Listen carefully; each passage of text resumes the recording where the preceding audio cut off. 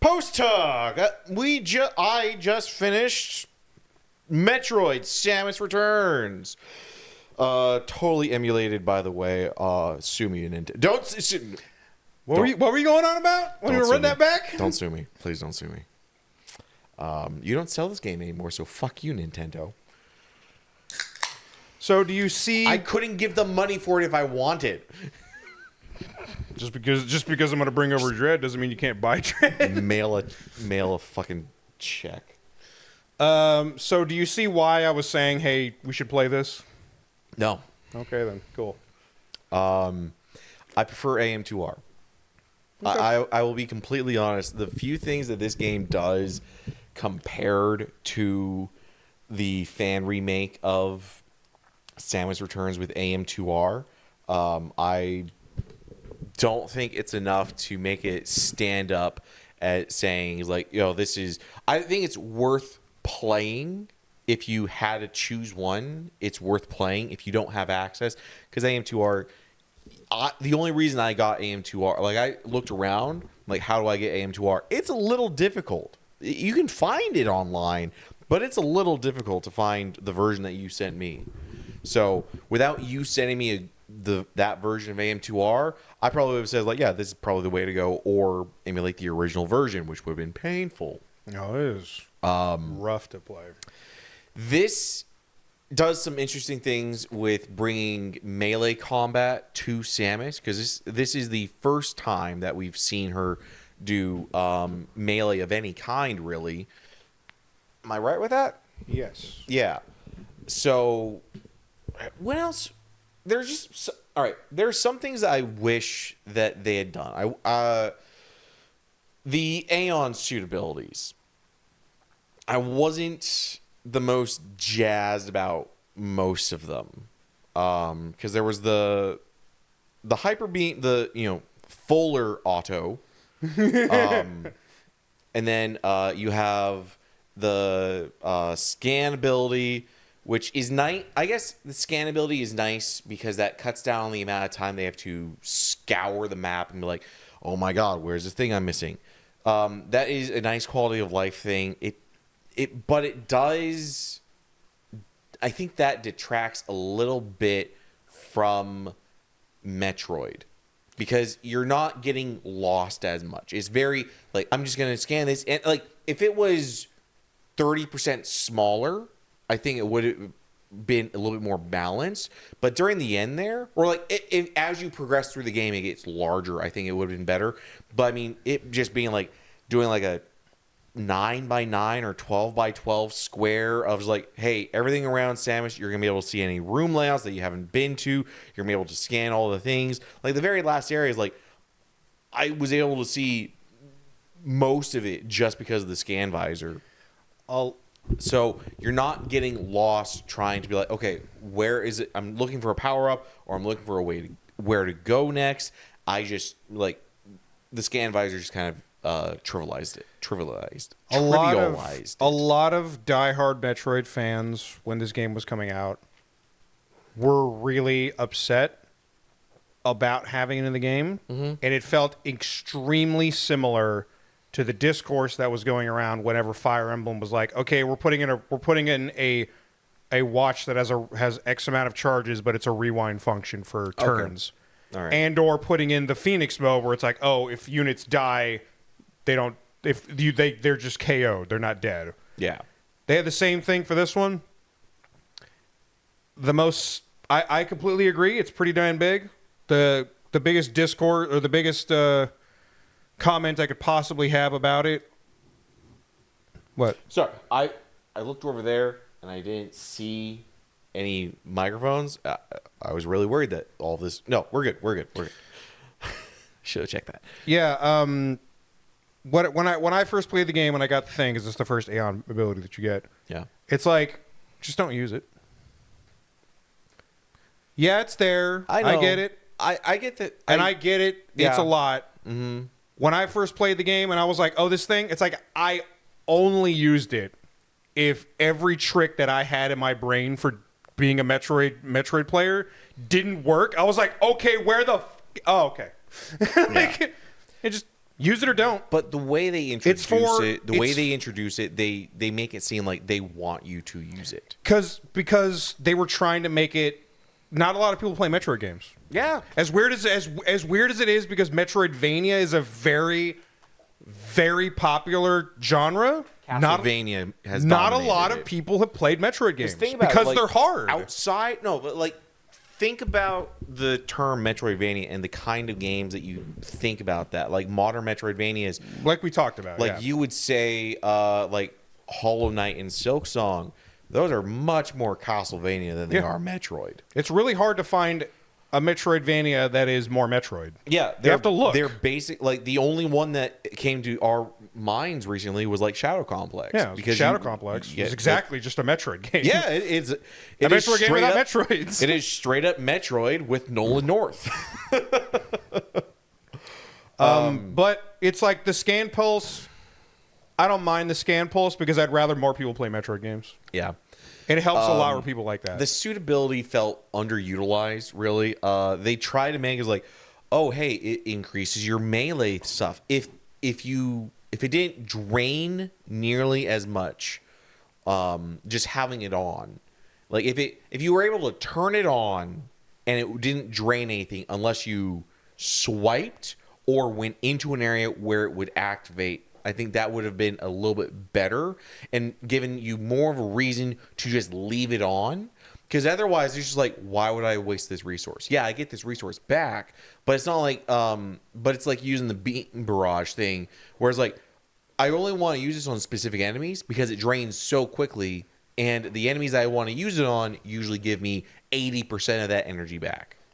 Yeah. So the Aeon abilities were kind of like okay. Mm-hmm. There is Aeon abilities in Dread. They're not the same abilities. Okay. You're gonna tell when we play Dread that you were like they were testing out how to do this in Samus Returns, and they figured it out by the time Dread happened. What was the fourth Aeon ability? The Phantom, the slow time one. Yeah, that was just. It was interesting for a couple puzzles, but that was the only thing it was for. It was we made some puzzles around this because we didn't give you Speed Booster. All the puzzles that it was like. Not all the puzzles. I would say like 70% of the puzzles of them, where you needed that, it was like, it's because we don't have Speed Booster in this game. Yeah. The another reason why people really like Dread is just like, you might have a different opinion on it, but it's like every single ability you get, you use the whole time. The Aeon abilities that you get in that thing, it was like I was using them constantly. The Aeon abilities seem like a really interesting idea, but I guess they just don't feel fully baked. Yes. They needed a little bit more time in the oven to realize what they are. And when I first got the armor upgrade, I was like, oh, that's going to be interesting. But the fact that doesn't change, like I was hoping kind of like you bring the counter move where she swipes with the armor ability on.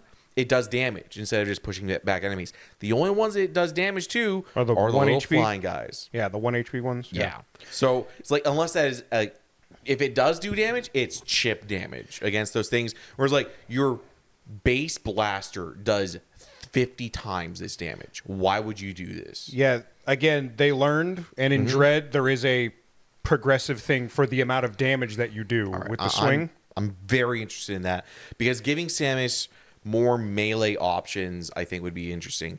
It was so. I heard somebody just talk about it. Just a quick side tangent before we get back to Samus Returns. I saw one person's review. I haven't been watching a whole lot of them for Prime 4, but like one person's review was just like, I'm just spoiled that we have a fucking melee counter button in Samus Returns and Metroid Dread. There are so many times where shit's happening in Prime 4, and it's just like, Samus, I know you can smack something with this thing. Just do it real quick. Yeah. Like, you have an arm cannon. It's big, it's bulky. And it doesn't detonate easily. But it's like, unless it is the most fragile thing with a lot of bits and bobs that, for some reason, you haven't taped down for your exact settings, why aren't you hitting things with a big cudgel on your arm? Cannon! Yeah. Okay, so... And we already talked about it last time, but we're on camera, so we'll talk about it. One of the things we did talk about was that the areas were still relatively similar to what they were at AM2R, but because the guy had all the time in the world and he wanted to put all the effort that he can into it. All the facilities that we ran into in AM2R were mostly functioning, and we had to deal with that. Like the robot facility, the power plant. It was AM2R where we had to run away from the meltdown and we got blasted through the door. That was interesting. Yeah. That was like that's a memorable moment. I'm trying to think about the memorable moments in this game, and aside from like first encountering the betas, first encountering the gammas and the omegas, Dig or not. Like even like every interaction with the Diggernaut, except from him, just his fight and the first time you see him, it was just like, okay, he's just kind of in the background. And I think that's the problem, like with the areas here. Like I was saying the other time off camera, the backgrounds did nothing for me. I don't know why, but the 3D backgrounds just did nothing to me with how they were designed. They did what backgrounds do, and they just blended away.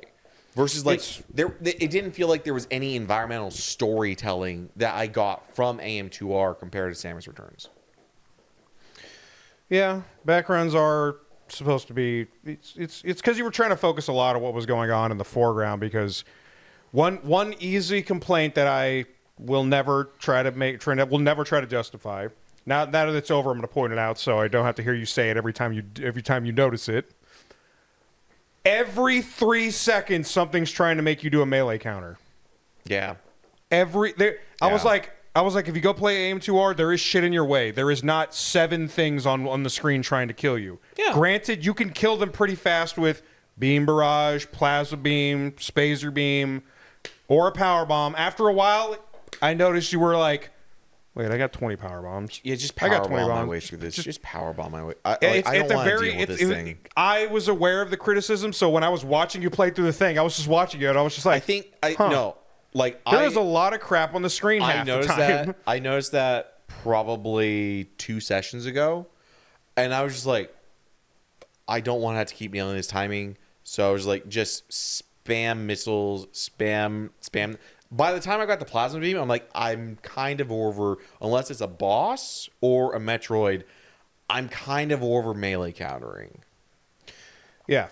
Like I said, standing in place and doing it, it's like, okay, at least the window is stupidly huge. If the melee counter was also blended with an actual melee attack, giving you better reason to be in the face of something that might possibly attack you, I would see a lot more interest, because then it's like, oh, I'm melee attacking, and then they open up a moment for me to counter. I'll take that to do more melee damage. That, I think, again, underbaked ideas. Yeah.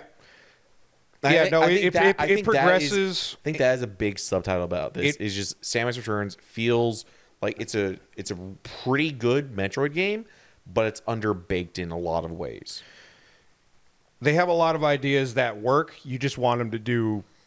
You want them to perform smoother or just be a little bit better. No, it's fine. I get it. Has one of my favorite looking Samus, or the Varia suit, I think, is one of my favorite suits visually for her. I don't like her first suit.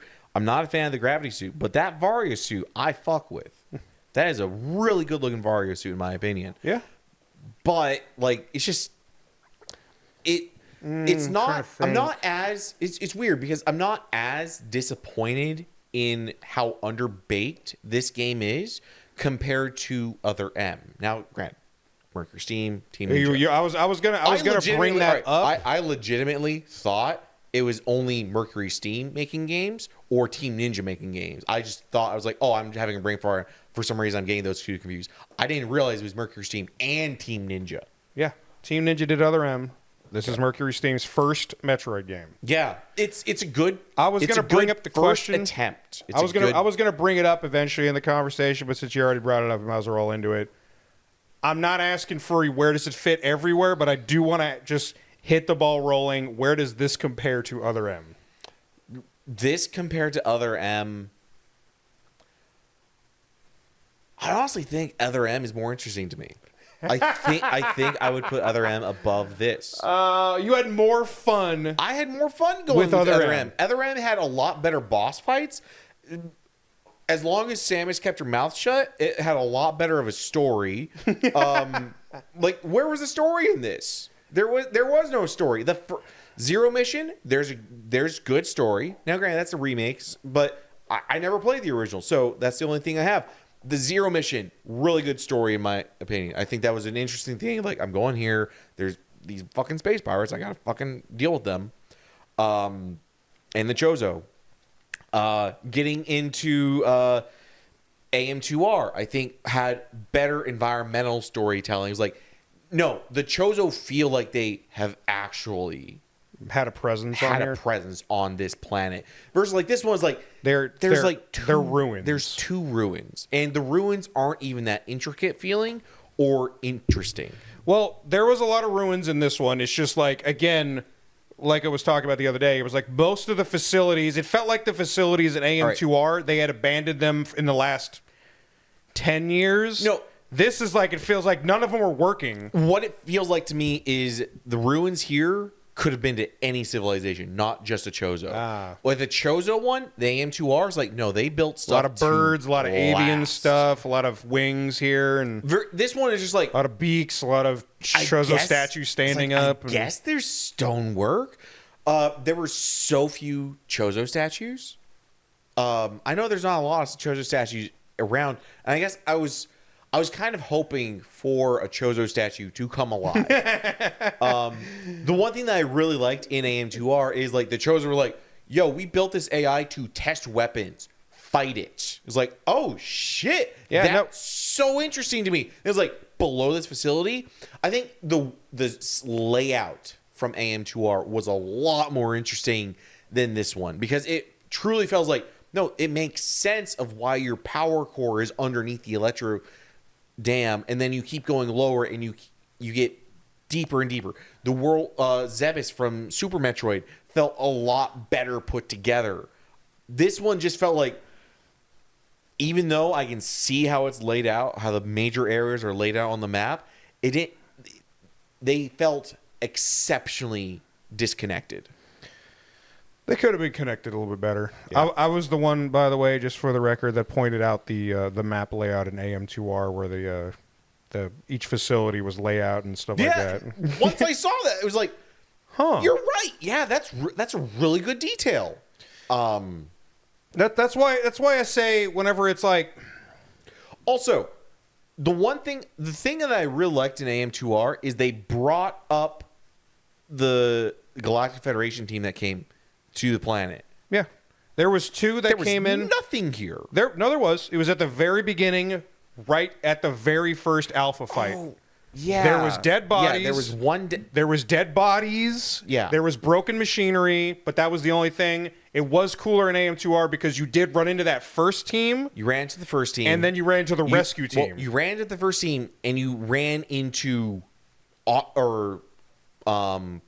they're not audio logs because they didn't have audio, but you know they have the logs. Yeah, you found text logs of the team and be like, "Yo, shit, we think there's Metroid. Pull out the fucking ice beams. We got this." And it's like, "Oh shit, the Metroids are evolving. We're not prepared for this. These ice beams are not working on it." Yeah. No, you found the research team, and then you found the rescue team, and then when you had the power bomb, and it was a totally optional area. You could go back to the surface, and you could find the ship that they came to get there.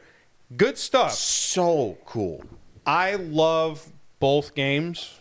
AM2R does etch it out half the time. Mm-hmm. It's just like, I wish we were in that universe where those two games, the things that I like about those two games, were blended in with the things I like about these other things. Yeah. I like how you fight the Metroids in this thing. I love fighting Metroids in here. I would take 100%. The Metroid fights. I would take the Metroid fights over AM2R's Metroid fights. Easily. Yeah. Like, fucking Jesus Christ. Not having just having 8 cardinal directions. And honestly, like, Samus never shoots down. So it's more like you have 7 cardinal directions to fire an AM2R. Having the ability to, like, yeah, you got to lock in place to fire, but you've got full 360, basically. That was really nice. If you need to adjust your angle by 3%, go ahead. Learning that the beam barrage melts anything, including the Metroids, was great. Yeah. Just turn on the ice beam and just completely melt them. That was like, That's like that's the only thing that actually takes down AM2R like a whole notch for me, was just fighting the Metroids was so obnoxious Like in we said AM2R. the other time, AM2R's Omegas versus these Omegas. The AM2R one's like, it is, you have about half a second for them to be, so you better land your shot. Otherwise, like, those fights just went way too long. It went way too long. They did a crap ton of damage. And then also it's like, I do like the Queen fight in AM2R a lot better than this one, though. it was a little more cinematic because she was busting you through the facility and all that jazz. Yeah. I remember that fight being a bit harder for me, but apparently that's just the story for my Sherping for this thing. I don't know what was going on. Maybe it's the controls. Maybe it's the 60 frames. Who knows? Maybe it was 60 frames. Getting this to run at 60 frames was exceptionally nice. The fact that not only could you have a better hitbox for hitting everything for Metroids, but also given the fact that you could just, the ice beam was separate specifically for doing ice beam shenanigans like jumping on people or freezing Metroids. I was like, this. That is another thing that I just realized.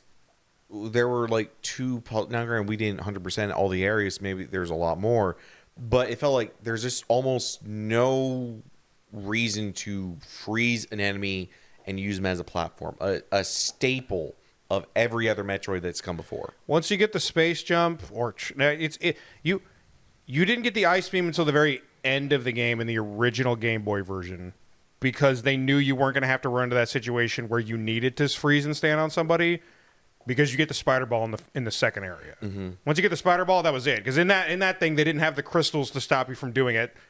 If you could grab onto something, you could spider ball your way across. They were like, dude, if you want to spend 15 seconds slowly crawling over this thing, just take the missile pack, whatever. Yeah, no, they only do it a couple times because like the ice beam was just there for dealing with Metroids. Yeah, that was pretty much what it is. It was just there for dealing with Metroids, because using it as a platform, yeah. But then like even in Super Metroid, you still only used it like a couple of times once you got it, and then in that one area, and then after that you had the grapple beam, you had the high jump, and then you got space jump from Meridian, and then after that you didn't need to. Yeah. But that's just how it goes. You use it for a couple times and that's it. I'm just glad it was there for dealing with Metroids, because you didn't really need it after a while, because you had 150 plus missiles and at least 15 super missiles before it made you get more super missiles. Mm-hmm. So you were just fighting the Omega Metroids. Like, does the freeze beam do anything interesting with them? It's like, I don't care. You still have over 100 missiles. Just keep shooting. Yeah. Like, because back then, it was like at the very beginning of the game when you were like, no, I don't feel like going off the beaten path. I don't want to go over there. No, that looks weird. I'm just going to, okay, I'll get this one. And it was like, you start off at 30, and then like we got up to like 60, and then you plateaued for a bit. So you're just like, thank God I have the ice beam. Thank God I have the ice beam, and I can adjust my angle by 3% and shoot something. AM2R not giving you the ice beam until like the end of the game. 20% of the game. Like, and then it doesn't work on Metroids. It's criminal. It's fucking criminal. Yeah. No, AM2R does a fantastic job. I think this one also does a fantastic job. It just does a different job. Yeah, it does the same thing but different. It's very different. Again, it's underbaked. Mm-hmm. A lot of the systems in it just feel really just like really close, but not there yet. Yeah. Mm-hmm. It's like you need a little bit more polish to really just make this pop. And you could make this pop, but it's just like, unfortunately, I think with the kind of polish, and they probably saw this kind of polish, it's like, if we polish this to the point where we want it, we have to scrap like 80% of this and remake a lot of this stuff, because if we polish this to the point where it's really good, it breaks a lot of the game. So yeah, it does feel a bit like because like I said, Mercury Steam wanted to they came up and they're like, we want to work with you, Nintendo. They want to remake Metroid Fusion. Yeah.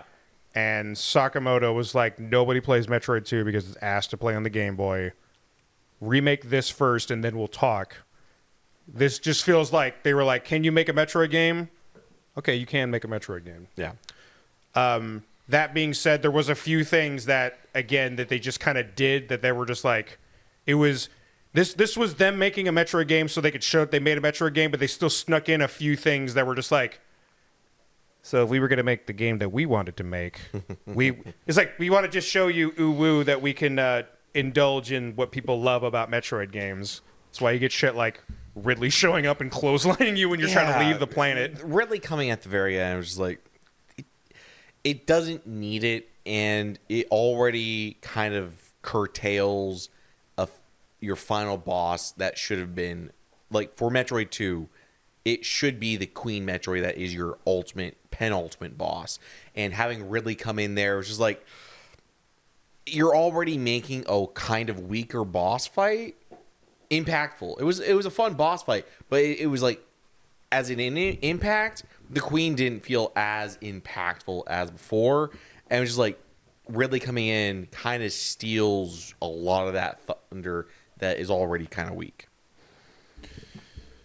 Yeah, it does feel a bit weird. It like, again, it felt like it was just pure indulgence. A, because it's Ridley. It's fan service. It's fan service, pure and simple. A, it's Ridley. B, Metroid. C, draining Ridley and trying to fuck him up. Yeah. That was great. I love when that happened. I was like... It gives a little better precedence for what's about to happen in Super Metroid. In Super Metroid, where Ridley grabs the Metroid and is like, get the fucker off the Metroid. Put him in a thing. Try to like. Yeah, he was montage everything like, I'm just gonna fucking roll up my arm and. Yeah, no, yeah. It gives way more context for that. Oh man, I just do this but better, but for Super Metroid. Because like this terms of. I'm trying to remember if there's anything we need to else run through. Music was on. Music was there. It was there. There were some tracks that were good. It truly felt like the backgrounds. It did a purpose, and it just blended away. Yeah. If you like, I try to look it up afterwards, and it's like, at the very beginning there's music. You go in, and then it takes some of the music that's already in the game, that was already in the Game Boy version, and they make like a quieter version of it. And then at the very end, you go to Area 7, like I said, Chozo Factory. Then they turn it back up for the nest. They turn it up. They turn it up at the beginning. Turn it down when you're inside the planet, and then they turn it back up when you're going in, or when you're trying to leave. And it's like, okay, yeah, it's all right. It's good.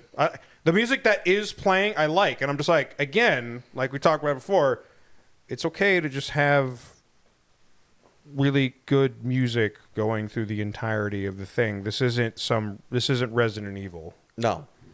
Even when you're being chased, it's like, when you're being chased, turn off the music then. When I'm not being chased, turn it on. You know what's a cool thing, and I can't remember what the game that did it is? They did that, where they go, turn on the music, and then you got because you didn't think you were being chased. It's like, it's okay to do that. Yeah. It's okay to do that. Yeah. It's called subverting my expectations. Jesus Christ. But, trying to think. All the weapons felt fine. The only complaint was that they were set up along the touchpad, which I had to have control of. Hopefully I was a well enough co-pilot for doing it. But it's hard to tell you. I brute forced a couple of them when it probably would have just been easier to be like, hey, swap to super missiles and just blast this. But it was like, by that point, it was just like, I've got plasma beam at this point. I've got wide shot, Spazer. The visual effects of Spazer was not. Do you like it more when it crosses? I like it. There was just it truly felt like I think Zero Mission did a better job with their wide beam. No, I take that back. Zero Mission did the exact same thing that these guys did. It just split into 3 and just bloop. No. Zero Mission, it spread it out in Fusion until you got Wave. Because when you got wide beam and plasma beam, it was the 3-shot. When you got wave, it turns into the circle thing because then they're crisscrossing. Yeah, no, that's cool when they started crisscrossing. And then AM2R also crisscrosses it when you get the wave beam. This one, it was just like, it's 3 beams. Okay. I kind of like it. It's weird. When you're doing the triple beam shot, they're not all built the same. Mm-hmm. Because I played all the games and I played them multiple times, and especially like AM2R, where it's like, oh, it's extremely polished. It's a 20% kind of game. And it's like it shoots out. I don't like how it's a perfect circle when it's doing the swishing thing. I liked it better when it's stretched out. But it's like AM2R thing. It's like, oh, it's perfectly programmed. So it's like you can shoot at something and it perfectly curves around the thing because it's wave beaming. Whereas Fusion and Zero Mission, they do the stretch thing with the beam when it crisscrosses, and it's fast enough that it won't miss something. It's still basically a cone of damage. It just doesn't look like a cone of damage. Realistically, my favorite way that I don't think they've done it yet, my favorite visual aspect for a beam like this would be you have a center beam, and then you basically have a double helix kind of rolling, like two other beams double helixing around it. They're twisting. Make it look like the special beam cannon from Dragon Ball. I think that would be one of the most interesting. Because then you get your extra width. You get your extra width of it because of the double helixes. Like, they don't have to be as big as the center beam, but it could be real interesting to just do that. Yeah, it would be functionally like a trident, is what it is. Yeah. Where the main prong is the thicker one and is the stronger one and stuff like that, and then you just have the extra ones. But yeah, no, I got you. Yeah, I got you. It's weird. I don't mind. Good power bomb. Great power bomb. I think super missiles sounded like they hurt a lot. I think easily top 4 power bombs. Still Other M. Other M made it look like you were actually setting off a nuke. Yeah, this was close. That did the damage, but visually, I think it could have been better. Yeah, visually, it was just like, it's a really big explosion. All right, hold on. Come on, It was almost like a PNG. Yeah, it's just like PNG, make it grow, and then it covers the screen, sure, but good effects could have been better visually. I don't think I like any of the Prime power bombs. No, they always do weird. They always do weird for Prime. Yeah, the Prime power bombs. They never exactly get it. Like, I just replayed through. It says you replayed 1. Yeah, I replayed through 1, and it was just like 1 still vaporized a lot of things. And I was abusing the shit out of the power bombs at the very end because you start running into the beam troopers, which are like, have to use this beam, have to use that beam. So it's like you have 3 options. Use the beam a bunch and kill it. Use the upgraded whatever thing that makes it do something else, kill it faster but drains a shit ton of missiles, or use a power bomb. Yeah. And I was like, that's when I would use a power bomb, is when they would be like, let's get her, and they would football tackle, pile on top of me, and be like, power bomb. It would kill them, but it was like, it was always weird because, like, they really did it well in Other M visually, where it's like you charge up to do the power bomb, and then it just like, she just jumps and like hovers in the air for like half a second and then releases the nuclear explosion. You do it in Prime 1, it's like, activate the thing, and it does the sound effect pretty correctly, but it goes, and then the hitbox starts. And I'm honest, like, come on. I like how forgettable they are. I don't remember a single power bomb from any of the Prime trilogy. Yeah. I don't remember how they look or how they sound at all. There you go. Someday you'll get the itch to go back and play them again. Yeah, maybe. I recommend the Prime hack just to try it out and that's try how something I different. played all 3.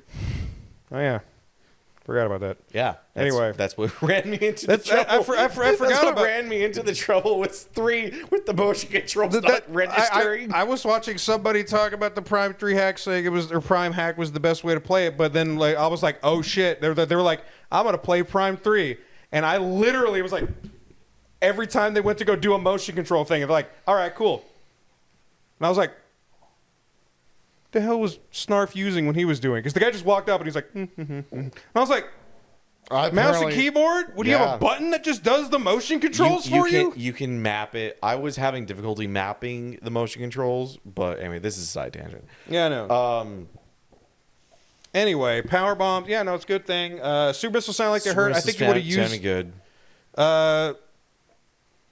We already talked about the Aeon abilities. We already talked about the suits. We already talked about the lack of speed booster, the lament of the no speed booster. The grapple beam was super underbaked. That felt the most underbaked out of all the extra abilities that you got. I know you don't like the swinging. How did you like it when it was just used for grappling things? Not great. Because you couldn't grapple things in most other 2D Metroid games. I believe this was the first one that you can actually grapple stuff. Mm-hmm. And it's pretty damn long. You saw when you first got it, it was just like... It seems inconsistent with how long it can or cannot be. What I think it is if you try to shoot it as is, it doesn't go very long, but if you lock on, like when the beam thing, whatever, that'll actually extend it all the way to long shot distance. But yeah, no... Yeah, grapple beam could be better. I like the grapple beam when I was using it to just grab stuff. It felt really underutilized in this game. I hope they do better in Dread. Mm-hmm.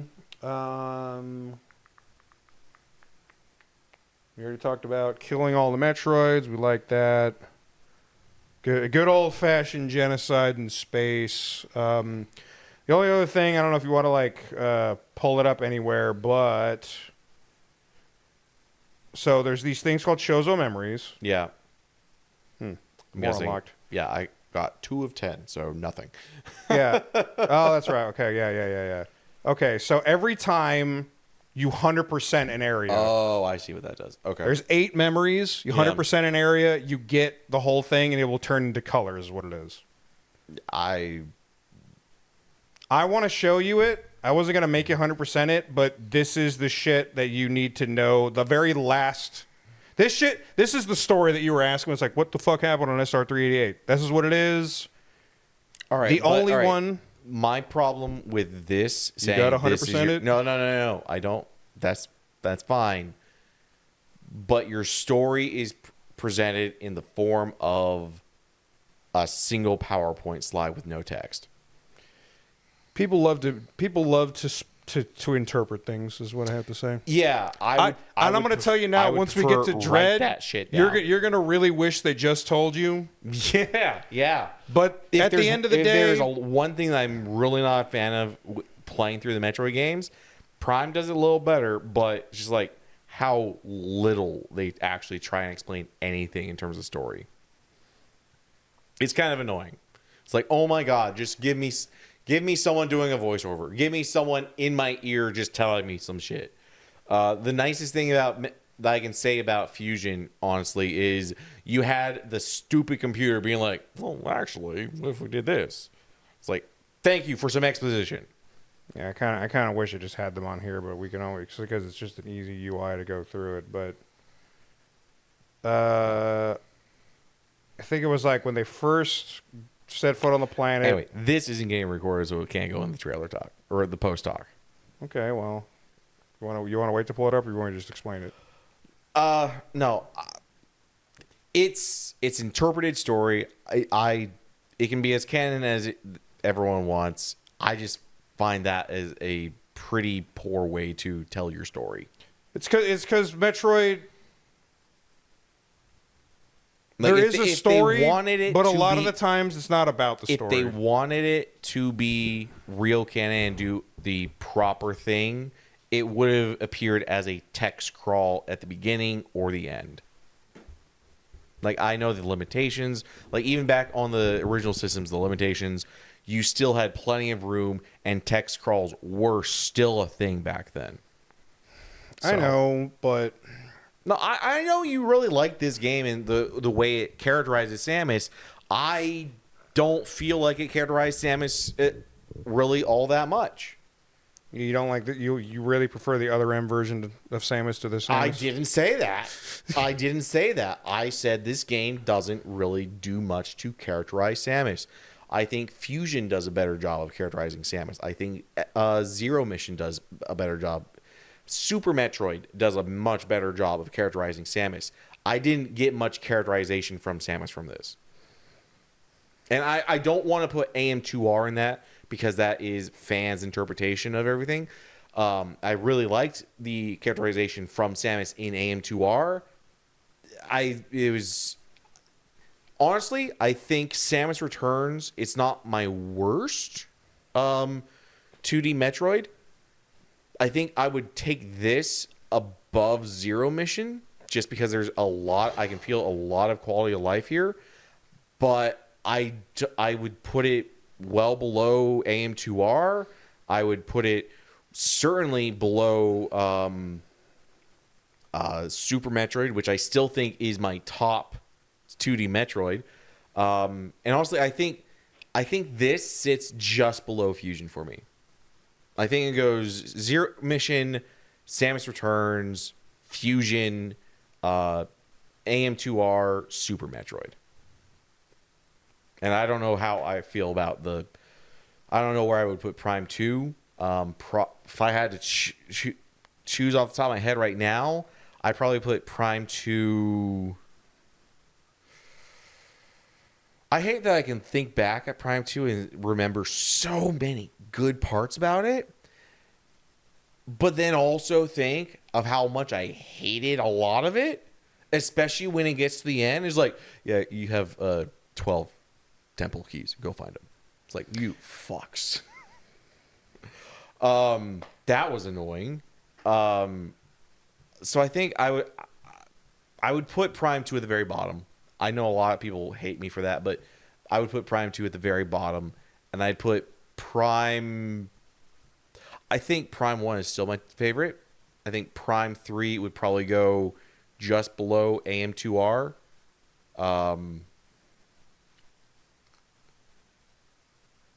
Where would I put Ether M?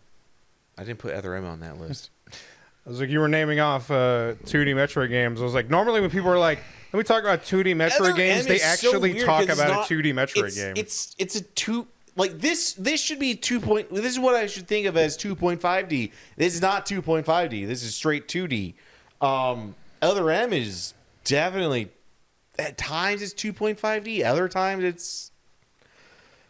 I'm just saying in general, when people think about when they're talking about the 2D Metroid experiences, when they're ranking them, they usually throw Other M in there. I think that's just a what's the word? Fun little nugget. I think I like Fusion more than Other M. Okay, so makes sense. I would do this. That's what I was game. saying. You said you liked Other M more than this, so it'd be Fusion, Other M, Samus Returns, Zero Mission, and then Prime 2. I still think you're putting Zero Mission all the way at the bottom because it was your actual first 2D Metroid game. Yeah, and I bet that would change if I went back and played it. Yeah. Obviously, whenever you feel like it, because I'm going to tell you right now, if you just love Metroidvanias and/or Metroid games, I've said it already a dozen times, so I apologize for repeating myself. You're just going to get that itch. Yeah. And then you're going to do it in an hour, and you'll be like, that was a fun replaying of something. And now that I know what to do, it takes me an hour to do it. And you're like, that was great. Yeah. And you're going to like it just like I do. Yeah, I'm sure with replays, Zero Mission would go higher. No, don't do that, Kevin. Stop being a Kevin, okay? For like 10 seconds. Go lay down. Freaking Kevin. You just said it. The reason why I was just bringing it up, though, was all the other slides are what happened on SR388. The only thing that you need to know, the only one that is actually important, is the last two slides. Okay. Last couple slides. Basically, the Chozo Komi came here to do the whole Metroid thing. They found there was a problem. They made the Metroids to stop the X-Parasites. Metroids started evolving. They called for backup. Other Chozo showed up to help them. They locked the Metroids down there with those devices as best they could. And then they were leaving after with the other Chozo that showed up. All right. That's what you need to know. All right. That's what you need to know, basically. And you already just did the rankings on it, so... Yeah, man. Samus Returns. It is worth a playthrough. I think... I wouldn't say there's many games of Metroid that aren't worth a playthrough. I think all of them have their merits. Does it still hit the mark that we were talking about? Is it still a 7? It's not. It's not. I think it's a 6.5. Okay. Which makes me think where I would rank the other games. You can do that some. I hate 10 scale lists. I don't know. You were just bringing it up earlier, so I figured I'd ask. Yeah. If the benchmark for Metroid games is 7, that's why I was asking. Did it hit the 7? It's a 2-star game. Okay. Out of 3. It's a all Metroid games are basically a 2-star. exceptional ones get that 3rd star. That's still a weird system. You have 1 star, 2 star, 3 star. No, I get it. It's just ranking system is weird. Yeah. Everybody's opinion is subjective. And then no star is don't even touch this game. That's Roblox. All right. Any other closing thoughts on Samus Returns? Fuck that baby Metroid. Don't fuck the baby Metroid. No. Don't. No. And this guy.